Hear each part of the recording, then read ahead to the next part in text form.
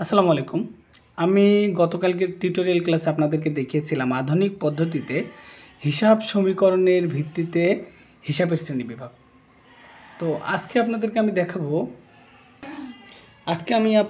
দেখাবো আধুনিক পদ্ধতির বিপরীতে সনাতন বা পুরাতন পদ্ধতিতে হিসাবের কীভাবে শ্রেণীবিভাগ করা যায়। তো হিসাব সাধারণত দুইভাবে আমরা জানি শ্রেণীবিভাগ করা যায়। নাম্বার 1 সনাতন পদ্ধতি,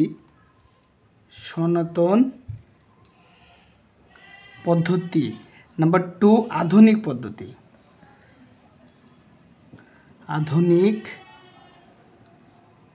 পদ্ধতি।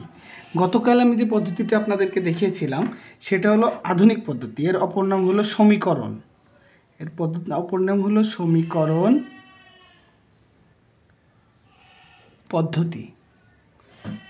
সমীকরণ পদ্ধতিতে হিসাবের শ্রেণীবিভাগ আমি কালকে ব্যাখ্যা করেছিলাম। এ সমান এল প্লাস ও ই। এখানে ডেবিট ক্রেডিট কীভাবে নির্ণয় করতে হয়, কিভাবে বৃদ্ধি পায়, কিভাবে হ্রাস হয়, সেটা এক্সপ্লেনেশন করার চেষ্টা করেছিলাম। আজকে সেটা করব, সেটা হলো সনাতন পদ্ধতিতে। সনাতন পদ্ধতিতে হিসাব তিন প্রকার।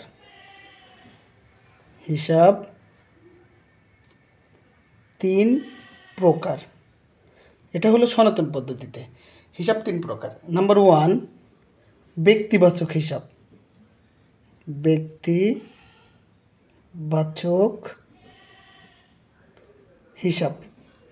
নাম্বার 2 সম্পত্তিবাচক হিসাব।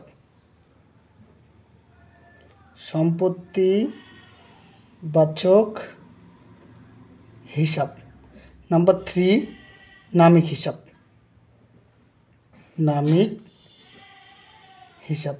এই নামিক হিসাবকে দুইটি ভাগে ভাগ করা যায়। সাধারণত নামিক হিসাবকে 3 নাম্বার যেটা ছিল নামিক হিসাব, একে আবার দুই ভাগে ভাগ করা যায়। নাম্বার 1 ব্যয়বাচক হিসাব।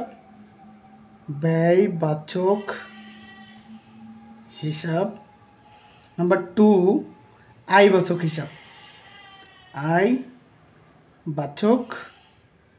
হিসাব। এখন আমার কথা হলো কিভাবে আমরা এই যে সনাতন পদ্ধতিতে তিনটা হিসাব, নাম্বার 1 ব্যক্তিবাচক হিসাব, নাম্বার 2 সম্পত্তিবাচক হিসাব, নাম্বার 3 নামিক হিসাব, কিভাবে ডেবিট ক্রেডিট করব। প্রথমে আমরা আসি ব্যক্তিবাচক হিসাব। নাম্বার 1 ছিল আমাদের ব্যক্তিবাচক হিসাব।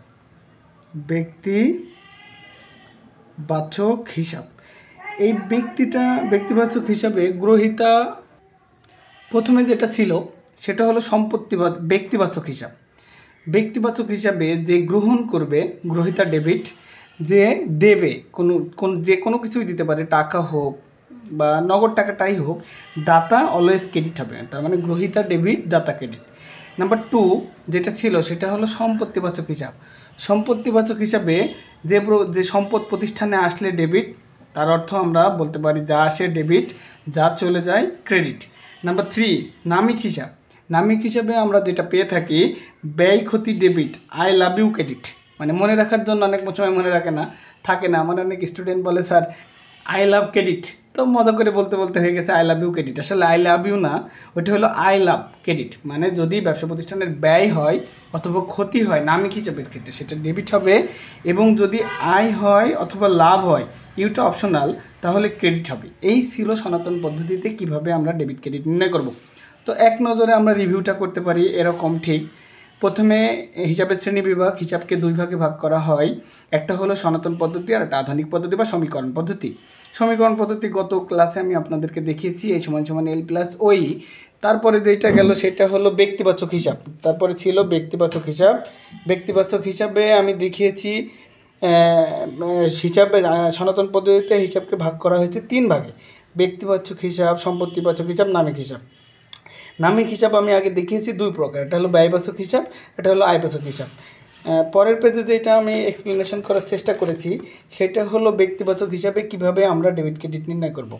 তো আমি দেখতে পাচ্ছি যে ব্যক্তিবাচক হিসাবে যেটা গ্রহীতা ডেবিট, দাতা ক্রেডিট। সম্পত্তিবাচক হিসাবে আমার ব্যবসা প্রতিষ্ঠানে যে সম্পদ আসলে ডেবিট হবে আর যা চলে যায় ক্রেডিট। একটু ছন্দে মুখস্থ করার জন্য আমরা এমন বলতে পারি যা আসে ডেবিট, যা চলে যায় credit. And the last one সেটা ছিল নামিক হিসাব। নামিক হিসাবে ব্যয় আর ক্ষতি হলে ডেবিট হবে, আয় এবং লাভ হলে সেটি ক্রেডিট হিসেবে বিবেচিত হবে ব্যবসা প্রতিষ্ঠানের জন্য, আর্থিক লেনদেনের জন্য। তো আমরা এইভাবে বলতে পারি ব্যয় ক্ষতি debit, I love you credit. তো এটা সহজভাবে প্রমাণ করার জন্য আসলেই কারণ আমরা লেনদেন ক্লাসিফিকেশন না করতে পারলে, ডেবিট ক্রেডিট নির্ণয় না করতে পারলে আমরা জাবেদা করতে পারবো না। আর হিসাব বিজ্ঞানের প্রারম্ভেই জাবেদাই মেন অঙ্ক, টেন্সের মতো ইংলিশে ওয়ান কাইন্ড অফ। এই জন্য ডেবিট ক্রেডিট নির্ণয় করার জন্য দুইটা পদ্ধতি অবলম্বন করা যায়, একটা হলো সনাতন পদ্ধতি, আরটা হলো আধুনিক পদ্ধতি। আধুনিক পদ্ধতিটা প্রিভিয়াস ক্লাসে আমি আলোচনা করছিলাম, আর সনাতনটা আজকে আলোচনা করলাম। আমি আশা করি এটা আপনাদের জন্য খুবই ফ্রুটফুল হবে যারা আমার ভিডিওটা দেখবেন। ডেবিট ক্রেডিট কীভাবে নির্ণয় করতে হয় আমি এক নজরে আপনাদের দেখানোর চেষ্টা করলাম এখানে। ঠিক এইভাবেই ডেবিট ক্রেডিট নির্ণয় করা লাগে। তো এই ব্যাখ্যা করে টোটাল এক্সপ্লেনেশন করে এখানে পরের পেজে আমি একটু দেখাই, এটা দেখিয়েছি। তো যদি এটা আপনারা ক্যাপচার করতে পারেন, একটু অনুধাবন করতে পারেন, তাহলে এটা ডেবিট ক্রেডিট নির্ণয় করা এবং জাবেদের জন্য খুব ফ্রুটফুল হবে। আশা করি যদি বুঝতে অসুবিধা হয় তাহলে আপনারা আমার কাছে আবার জিজ্ঞাসা করবেন, কমেন্ট করে শোনার চেষ্টা করবেন। আর অবশ্যই আমার কাজে অনুপ্রেরণার জন্য আপনারা লাইক, কমেন্ট, শেয়ার করবেন। আর অবশ্যই আমার চ্যানেলটা সাবস্ক্রাইব করবেন। তো আজ এই পর্যন্ত। অন্য কোনো টিউটোরিয়াল ভিডিও নিয়ে আপনাদের সাথে, অন্য কোনো সাবজেক্ট, অন্য কোনো অধ্যায় নিয়ে, অন্য কোনো টপিক নিয়ে অবশ্যই দেখা হবে। আমি আশা করি এটা সবার জন্য উপকার হবে এবং সবাই উপকৃত হবে আর কি। তো আজ এই পর্যন্ত। আসসালামু আলাইকুম ওয়া রাহমাতুল্লাহি ওয়া বারাকাতুহু।